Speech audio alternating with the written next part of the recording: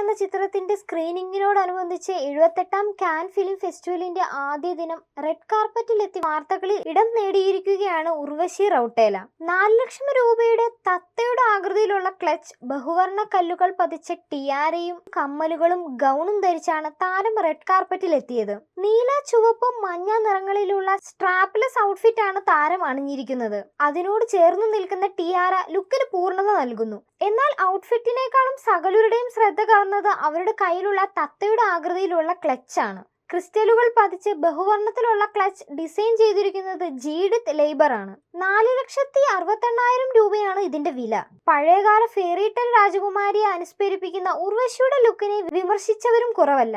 So beautiful, so elegant, looking like A design mission studio എന്നാണ് ഒരാൾ വിമർശിച്ചത്. ഡാക്കു മഹാരാജ് ഫെസ്റ്റിവലിൽ എത്തിയപ്പോൾ എന്നും ചിലർ പരിഹസിക്കുന്നു. എന്നാൽ ബോളിവുഡ് താരം ഭൂമി അടക്കമുള്ളവർ ഉർവശിയെ അഭിനന്ദിച്ചും രംഗത്തെത്തിയിരുന്നു.